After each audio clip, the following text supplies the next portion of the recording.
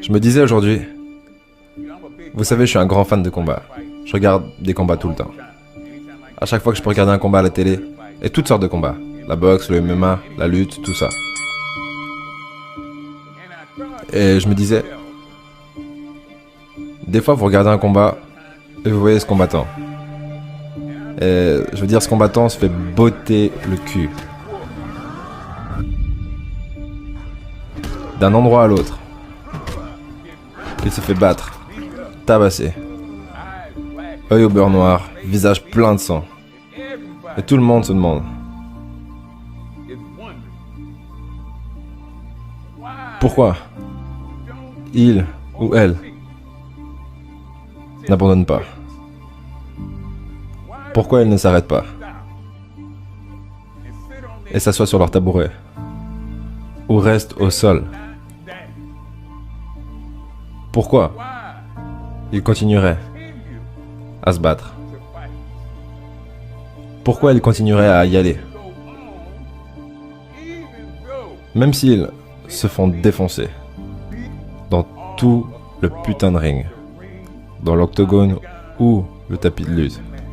Pourquoi est-ce qu'ils feraient ça? Qu'est-ce qui pourrait leur faire ça?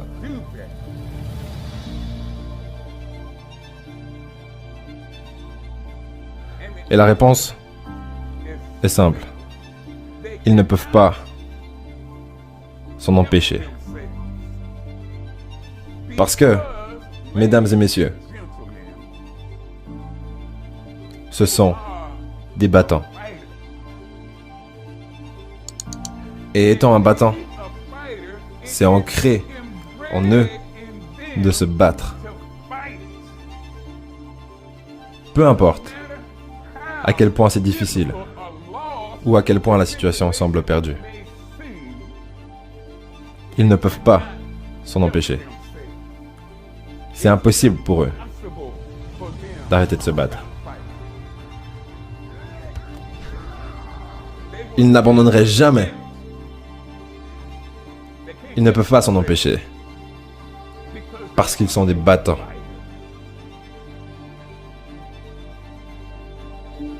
Après avoir pensé à ça, je l'ai retourné sur moi-même. Beaucoup d'entre vous avaient dit, espèce de vieux fou, pose ton cul quelque part. À ton prochain anniversaire, tu auras 60 ans.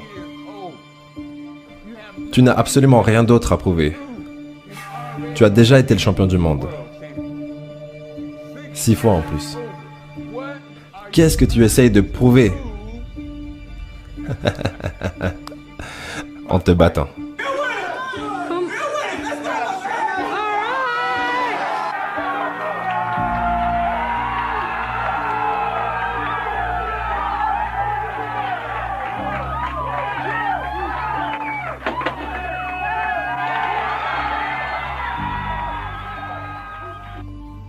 Ma réponse pour vous, c'est que je ne peux pas m'en empêcher. Je ne peux pas. C'est ce que je fais. C'est ce que je suis. Je suis un putain de battant. Donc, quand je m'écroule la tête la première dans le parking,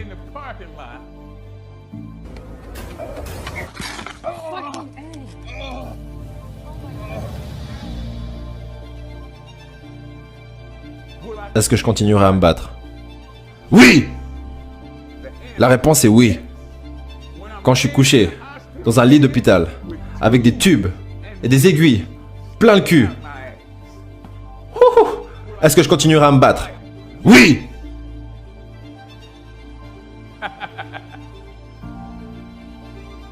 Quand je suis couché par terre crevé sur ce putain de sol, est-ce que je continuerai à me battre? Putain, oui! Oh! Je ne peux pas m'en empêcher. Pourquoi est-ce que tu fais ça? Je ne peux pas m'en empêcher. Je suis un battant. Et c'est ce que les battants font.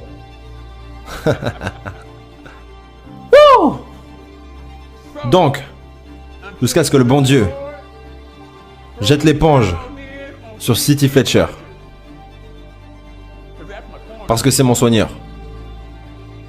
Jusqu'à ce que mon soigneur, le bon Dieu, jette l'éponge et dise « Fils, ton combat est terminé.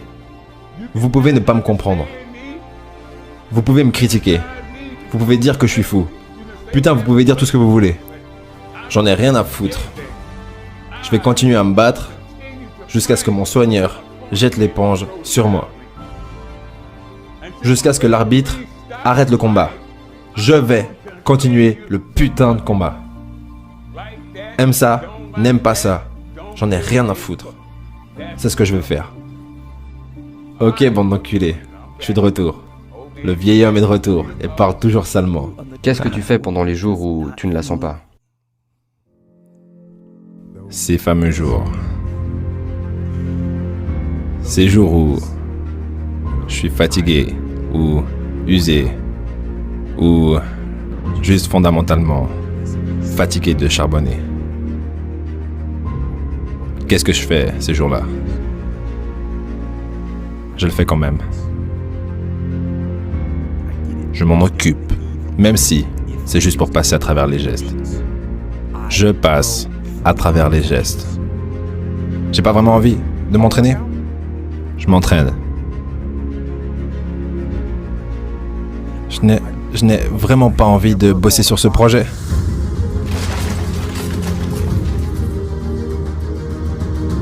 Je bosse sur ce projet. Pas vraiment envie de se lever et de sortir du lit. Ouais. Je me lève et je sors du lit. Maintenant, ce sont peut-être des signes qui disent que tu as besoin d'un temps mort. Et ces signes ont peut-être raison. Ils pourraient être corrects. Mais ne prends pas congé aujourd'hui. Pas aujourd'hui. Attends jusqu'à demain. Ne cède pas à la gratification immédiate qui chuchote à ton oreille. Éteins ça. N'écoute surtout pas cette petite voix. Au lieu de ça, passe à travers les gestes. Soulève les poids. Sprint sur la colline. Travaille sur le projet. Et surtout, sors du lit. Maintenant, comme règle générale, je n'aime pas la procrastination. Tu dois faire ce qu'il y a à faire. Mais si vous comptez vous reposer, voilà une chose pour laquelle vous devriez procrastiner. C'est bien la seule chose que j'aimerais que vous repoussiez au lendemain. Et si, lorsque demain arrive, vous vous sentez toujours comme si vous auriez besoin de vous reposer, de prendre une pause, là, ok. Prenez-la. Mais il y a bien des chances que vous ne le fassiez pas. Vous n'aurez pas besoin de cette pause. Il y a bien des chances que vous réalisiez que le désir de se reposer n'était que de la faiblesse. C'était juste le désir de prendre le chemin avec le moins de résistance. La descente de la colline, le chemin facile. Et en passant simplement à travers les gestes, vous avez surmonté ce chemin. Et vous êtes resté sur le droit chemin, le chemin de la discipline. Vous êtes resté sur le chemin de guerre. Ce qui est exactement là où vous savez que vous appartenez. Vous devez avoir le courage. Avez-vous le courage pour agir extérieurement sur ce que vous voyez intérieurement? Ou est-ce que vous mourrez en rêveur? Est-ce que vous mourrez au bord et à la limite et dans le pays du j'aurais pu, j'aurais fait et j'aurais dû? La main forte gouverne les règles.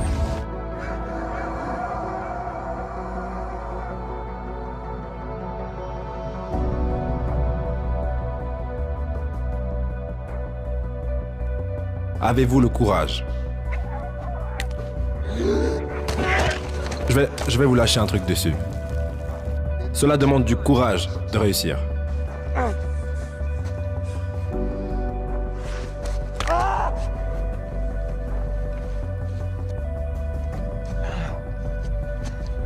C'est bien plus facile de ne pas réussir. La misère a toujours de la compagnie. Le succès apporte du mépris. Si vous ne voulez pas faire de vagues, soyez médiocre. Soyez normal et intégrez-vous. Et si vous êtes plus préoccupé par les gens que vous l'êtes par Dieu, alors neutralisez absolument tout ce qu'il a mis en vous. Accordez-vous juste à tout le monde. Habillez-vous comme eux, marchez comme eux, agissez comme eux, mangez comme eux, allez là où ils vont, pensez comme ils pensent, faites ce qu'ils font, et une fois que vous aurez neutralisé votre caractère unique, vous n'avez pas besoin de courage. Ça demande du courage d'être différent. Ça demande du courage d'aller là où vous n'êtes jamais allé avant. Pour certains d'entre vous, ça a demandé du courage de venir à cette conférence. Ça demande du courage de vous emmener en dehors du bar. Ça demande du courage de réussir. Ça demande du courage de gagner. Les gens ne parlent pas de gens qui ne gagnent pas. Si vous gagnez, ils vont parler de vous. Avez-vous le courage de vous tenir là, même que la tempête continue à se lever et les gens continuent à parler et vous vous tenez là et dites « Je suis allé trop loin pour me retourner ». Je vais vous dire quelque chose. Ça demande du courage d'être exceptionnel. Ça demande du courage d'être sage. Ça demande du courage d'être riche. Ça demande du courage d'être éduqué. Ça demande du courage d'être instruit. Parce que le moment où vous le faites, mais vous ne parlez pas comme ça. Oh, vous avez oublié d'où vous venez. Regardez-vous en train de parler. Ça demande du courage. Et je me demande juste, dans cette société faible, édulcorée, médiocre dans laquelle nous vivons aujourd'hui, et ce monde de télé-réalité dans lequel nous vivons aujourd'hui, je me demande s'il reste encore quelqu'un qui a le courage de dire, après tout ce que j'ai traversé, et tout ce que mes ancêtres ont traversé, et tout ce que mes parents ont traversé, je n'ai pas traversé tout ça juste pour m'accorder à la normalité. J'ai le courage de poursuivre mes rêves.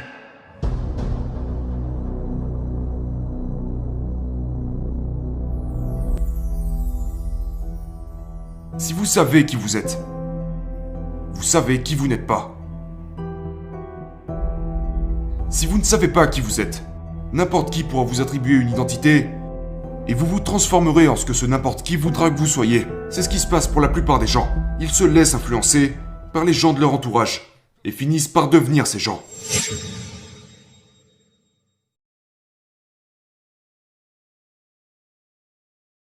Appréciez le voyage, pas l'arrivée. La plupart des gens retardent leur bonheur. Ils se disent, quand j'arriverai à ce niveau, quand j'aurai mon diplôme, quand j'aurai des enfants, quand je serai marié, alors je serai heureux. Profitez du voyage, profitez de chaque étape, de tout le processus. Efforcez-vous de... peu importe ce que vous recherchez. De toute façon, vous devez avoir des objectifs.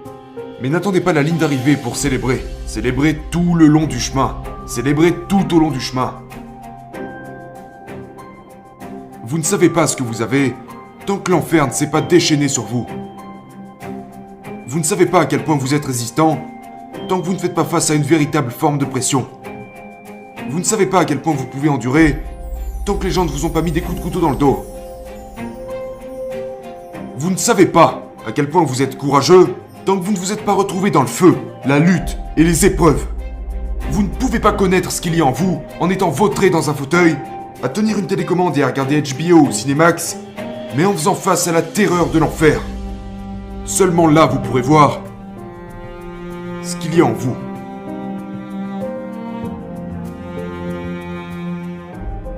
Très souvent, nous avons tous un minimum de talent dans un domaine.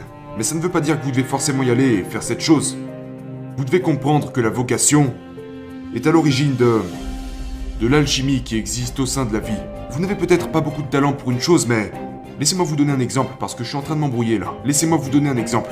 J'ai du talent en tant que musicien. Je peux jouer du piano. Pas suffisamment pour être un maestro, mais j'ai un minimum de talent dans ce domaine. Ce qui ne veut pas dire que c'est ma vocation pour autant. Je dis souvent ça à mes enfants. Vous pouvez commencer à travailler sur quelque chose qui n'est pas la chose pour laquelle vous avez été créé. mais c'est peut-être la chose qui vous mènera à celle pour laquelle vous avez été créé. Vous comprenez ce que je dis? Donc vous ne pouvez pas. Ne vous arrêtez pas là où vous êtes, comme si c'était votre destination, quand en fait, en réalité, ce que vous pensez être votre destination est peut-être ce qui vous transportera à la chose pour laquelle vous avez été créé. Vous devez posséder votre propre bonheur. Détachez-le des autres. Ce ne sont pas les autres qui feront votre bonheur. Vos enfants ne vous rendront pas heureux. Votre épouse ne vous rendra pas heureux. Une grande maison ne vous rendra pas heureux. Soyez propriétaire de votre bonheur. Tenez-vous responsable de faire toutes ces choses qui vous apportent de la joie dans votre cœur, indépendamment de la vie, des gens, de l'argent et tout ça, parce que toutes ces choses ne vous apporteront pas nécessairement le bonheur. Vous devez prendre la responsabilité de cette paix et cette joie qui vit à l'intérieur de votre cœur et pas à l'intérieur de votre matériel.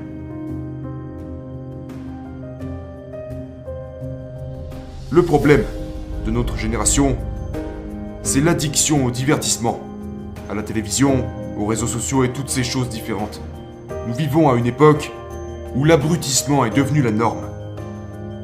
Parce que nous avons troqué l'efficacité contre l'occupation. Nous sommes plus occupés que toute autre génération ayant vécu au cours des 300 à 400 dernières années. Nous sommes constamment occupés. Et nous pensons que parce que nous sommes occupés, nous sommes productifs. Mais j'aimerais que vous oubliez votre emploi du temps pendant une minute pour vous demander, suis-je réellement productif? Ou ai-je seulement encombré ma vie de toutes sortes de choses qui ne sont rien d'autre que des contraintes inutiles qui drainent mon énergie et m'empêchent d'être au plus haut et au meilleur de moi-même? Et est-ce que je ne remplacerai pas toutes ces choses, qui ne sont rien d'autre que des occupations sans importance, contre une réelle efficacité? 80% des choses que nous faisons sont des choses qui appartiennent au domaine de l'occupation, des activités qui ne sont pas importantes, en plus de ne pas être productives. La personne moyenne ne passe que 20% de son temps à faire des choses véritablement productives, des choses pendant lesquelles elle est créative, passionnée, enthousiaste, mais passe le reste de son temps à faire toutes sortes de choses inutiles. Nous passons du temps à faire des choses complètement inutiles. Maintenant, je me demande ce qui se passerait si nous prenions tous, chacun de notre côté, les 80% des choses que nous faisons, qui ne sont rien d'autre que des occupations sans importance, et les 20% des choses que nous faisons, qui sont vraiment productives, et que nous inversions ces chiffres, afin de consacrer 20% de notre temps aux choses que nous devons faire, et 80% de notre temps à la chose pour laquelle nous avons été créés.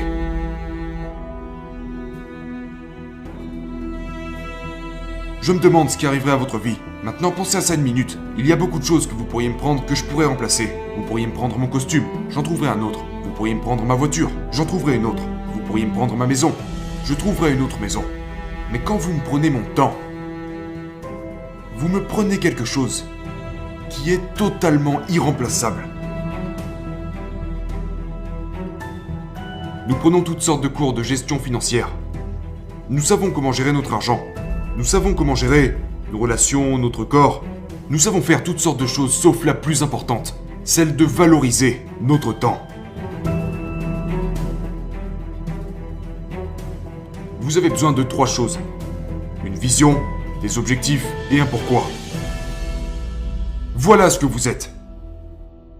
Vous êtes défini par votre vision, vos objectifs et votre pourquoi. C'est votre plan. C'est vos croyances. C'est ce en quoi vous croyez.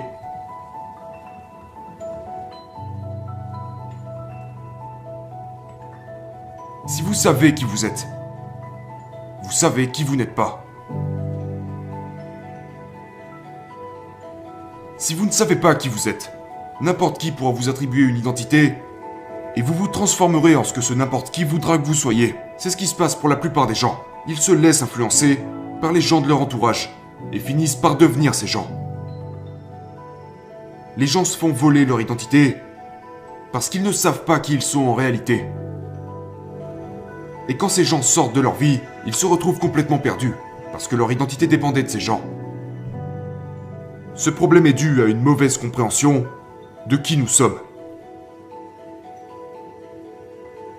C'est à travers le désastre, c'est à travers l'adversité que notre force se développe. Si tout se déroulait tout le temps comme vous le vouliez, il n'y aurait plus vraiment de progression. Que suggéreriez-vous d'ajouter à notre vie quotidienne pour nous renforcer? Du calme. Du calme. Nous sommes tellement occupés. Nous sommes tellement occupés que nous ne remarquons même pas que nous ne sommes pas productifs. Que vous soyez occupé ne veut pas dire que vous êtes productif. La chose à propos du progrès que nous avons fait, comme le moteur à réaction, le smartphone, l'automobile, toutes ces choses que nous avons créées, les vaisseaux spatiaux, les gens ont tout, mais ils en oublient de penser. Aujourd'hui, tout va si vite. Et quand nous trouvons du temps libre, on va sur Twitter, Facebook, tout ça, c'est la mort de la créativité. Et je mets les gens au défi de revenir à la méditation. Et si vous êtes croyant, de revenir à la prière. Et si vous ne l'êtes pas, restez juste immobile. Et videz-vous la tête. Appuyez sur le bouton de réinitialisation. Coupez-vous de tout ça. Déconnectez-vous du monde. Et vous serez surpris de ce que vous pourrez entendre quand vous vous taisez. Vous perdrez. Vous vous mettrez dans des situations embarrassantes. Vous serez nul dans un domaine ou un autre. Cela ne fait aucun doute. Et je sais que ce n'est probablement pas un message traditionnel pour une cérémonie de remise de diplôme, mais hey, je vous le dis, acceptez-le, car c'est inévitable. Et j'en sais quelque chose. Dans le métier d'acteur, on échoue tout le temps. Au début de ma carrière, j'ai auditionné pour un rôle dans une comédie musicale de Broadway. Un rôle parfait pour moi, je me suis dit. Mis à part que je ne sais pas chanter. Donc, je n'ai pas eu le rôle.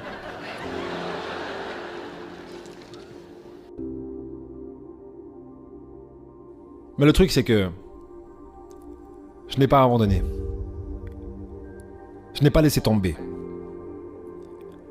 Je suis reparti et je me suis préparé pour l'audition d'après. Et l'audition suivante. Et l'audition suivante.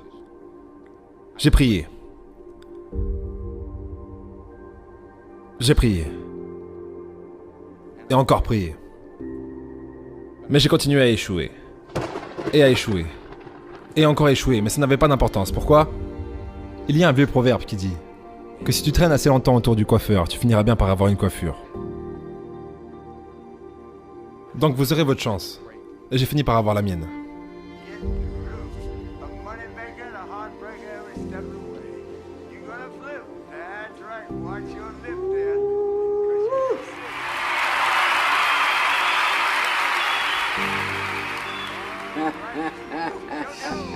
Si vous n'échouez pas, c'est que vous n'essayez même pas. Je répète, si vous n'échouez pas, c'est que vous n'essayez même pas. Ma femme m'a dit cette expression géniale. Pour avoir quelque chose que tu n'as jamais eu, tu dois faire quelque chose que tu n'as jamais fait. Les Brown, un orateur motivant, a fait une analogie là-dessus. Il a dit, imagine que tu es sur ton lit de mort. Imaginez-vous, si vous le voulez bien, être sur votre lit de mort.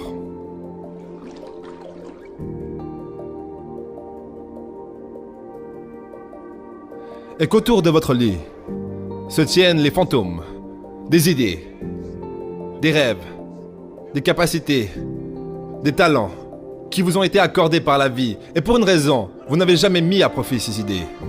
Vous n'avez jamais cherché à réaliser ce rêve. Vous n'avez jamais exploité ces talents. Nous n'avons jamais pu voir tes qualités de leader. Vous n'avez jamais porté votre voix. Vous n'avez jamais écrit ce livre. Et les voilà, autour de votre lit, vous regardant avec des grands yeux remplis de colère, vous disant « Nous sommes venus à toi. Et toi seul aurais pu nous donner vie. Et maintenant, nous devons mourir avec toi, à jamais. » Et la question est, si vous mourrez aujourd'hui, quelle idée, quel rêve, quelle capacité, quel talent, quel don mourront avec vous? Je n'ai pas peur de mourir. J'ai peur de ne pas avoir assez vécu. On devrait écrire sur chaque tableau d'école. La vie est un terrain de jeu. Vous devez donner tout ce que vous avez, que ce soit votre temps, votre talent, vos prières ou vos trésors. Car rappelez-vous que vous ne verrez jamais de remorque derrière un corbillard.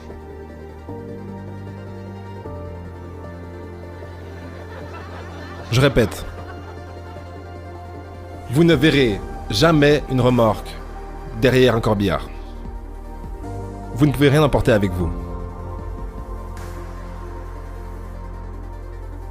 Les Égyptiens ont essayé. Ils ont réussi à tous faire voler. Donc, la question est, qu'allez-vous faire avec ce que vous avez? Je ne veux pas dire par là combien est-ce que vous avez. Certains d'entre vous sont diplômés en économie, d'autres sont théologiens, infirmières, sociologues. Certains d'entre vous ont de l'argent, d'autres ont de la patience. Certains d'entre vous sont pleins de gentillesse, d'autres sont pleins d'amour. Certains d'entre vous ont le cadeau d'avoir souffert pendant longtemps, peu importe ce que c'est, peu importe quel est votre don. Qu'est-ce que vous allez faire avec ce que vous avez? J'ai pu constater que dans la vie, rien n'en vaut vraiment la peine, à part si tu prends des risques. Rien. Nelson Mandela a dit, il ne peut y avoir de passion s'il n'y a pas d'enjeu, et si on se contente d'une vie inférieure à celle qu'on est capable de vivre. Maintenant, je suis sûr que vos expériences à l'école, en candidat à l'université, en choisissant votre filière, en décidant ce que vous voulez faire dans la vie, je suis sûr qu'on vous a dit de vous assurer de toujours avoir un filet de secours. Assure-toi toujours d'avoir un filet de secours, mon chou. Mais je n'ai pas compris ce concept. Avoir un filet de secours. Si je suis amené à tomber, je ne veux pas retomber sur quoi que ce soit. À part ma foi.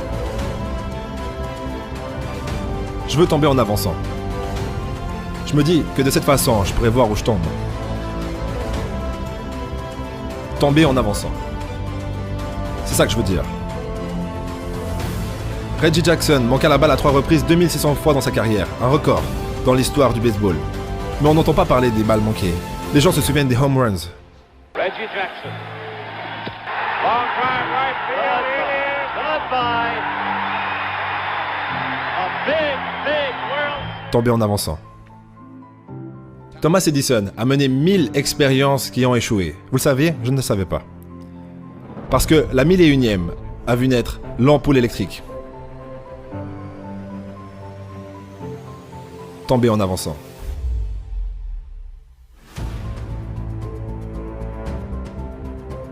Sans engagement, vous ne commencerez jamais. Et plus important encore, sans régularité, vous ne terminerez jamais. Continuez à travailler. Continuez à aller de l'avant, n'abandonnez jamais, tombez 7 fois, relevez-vous 8 fois.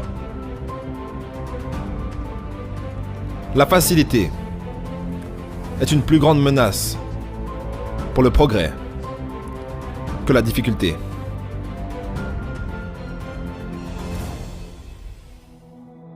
Simplement en travaillant dur. Pas en faisant la fête avec les bonnes personnes, pas en compromettant mes principes de quelque façon que ce soit ou en faisant un bon deal. Simplement en travaillant dur. Simplement en faisant mon chemin, en sciant le bois, comme j'aime le dire. Ne soyez jamais découragés. Ne vous mettez pas des barrières. Donnez tout ce que vous avez.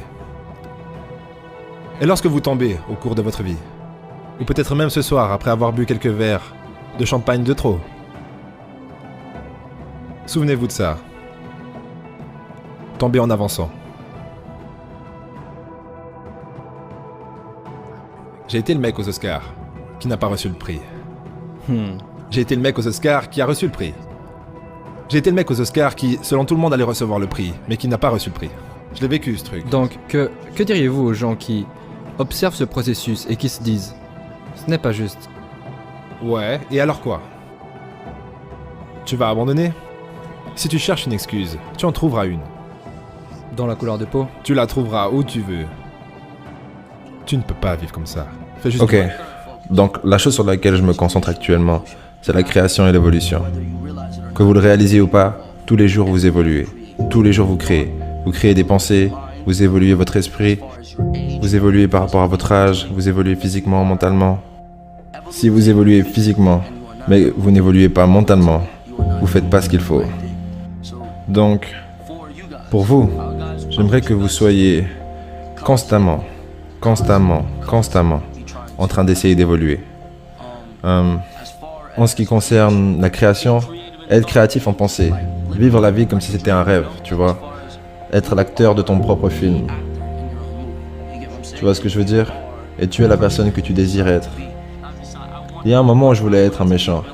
Et ce n'est pas cool, franchement, c'est pas cool. Les gens sont... ça n'attractera rien de ce que tu veux vraiment. C'est mieux d'être respecté à travers l'amour qu'à travers la peur. C'est mieux d'être respecté. Ouais, je veux pas me répéter, mais c'est mieux d'être respecté à travers l'amour qu'à travers la peur. Mission. Personne ne peut créer ta mission pour toi. Personne ne peut te dire qui tu dois être. Il n'y a rien de tel que... désolé, il n'y a personne qui peut te dire ce que tu dois être. Donc, ta mission doit être de créer ta propre mission. Et pour l'évolution, tu dois évoluer en direction de cette mission. C'est plus simple de vivre quand tu as un but à atteindre. Est-ce que tu comprends? Si tu as des buts à atteindre, tu ne te sentiras pas si vide. Et tu comprendras pourquoi. Tous les jours, tu regardes cette personne dans le miroir. C'est ce qui est cool dans le jeu. Tu peux vraiment devenir la personne que tu veux être. Ne vois personne d'autre que toi comme le problème. Regarde toi-même. Regarde comment tu peux te changer toi-même, jusqu'au point où plus rien ne peut te déranger. Jusqu'à ce que tu sois indérangeable, jusqu'à ce que la vie ne t'affecte plus de la même façon. C'est de changer vos perceptions qui changent le monde qui vous entoure. Parce que c'est les petites choses que nous apprécions pas. Donc, pour apprécier tout ce qui vous entoure, vous devez être très très analytique. Et quand vous êtes analytique, vous commencez à observer le monde d'une façon différente. Même votre façon d'approcher les gens, votre façon de bouger, votre façon de penser. Quand tu changes ta façon de penser, tu changes ta façon de percevoir le monde. Avec le temps, les gens changent, les priorités changent. Et la façon dont les gens te traitent change. Ils changent aussi quand ils obtiennent ce qu'ils veulent, mais je pense que j'en ai dit assez. Tout le monde aura sa chance. Tout le monde aura sa chance. Que vous jouiez au basket, au foot, que vous fassiez de la boxe ou du catch, ou que vous soyez un putain de nageur.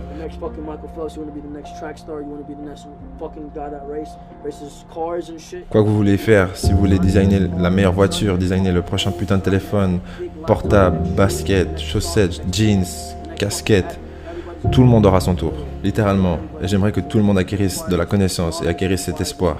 Tout le monde aura son tour.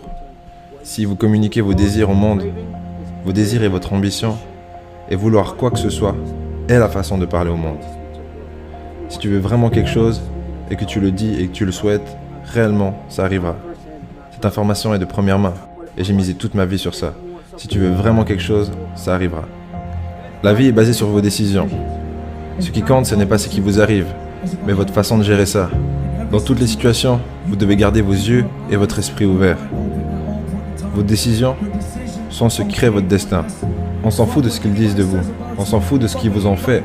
C'est comment vous gérez ça qui compte. Vous êtes tous vos propres dieux. Vous êtes tous des dieux. Vous êtes tous des génies.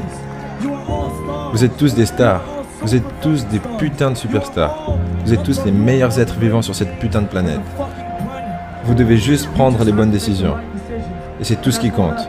Je vous aime tous. Et merci de m'avoir reçu. C'est mon putain de rêve. Merci à vous tous. Merci à vous. Je vous aime tous. Ne laissez pas votre dépression vous définir. Ne laissez pas votre corps définir votre âme. Laissez votre âme définir votre corps. Votre esprit n'a pas de limite. Vous valez bien plus que ce que vous pouvez penser. Tout ce que vous devez faire, c'est rêver. Et tout ce que vous avez ensuite à faire, c'est vouloir réaliser ses rêves et avoir la force d'y parvenir. La souffrance est le résultat de la progression. Quand vous souffrez, vous progressez. Je vous aime tous.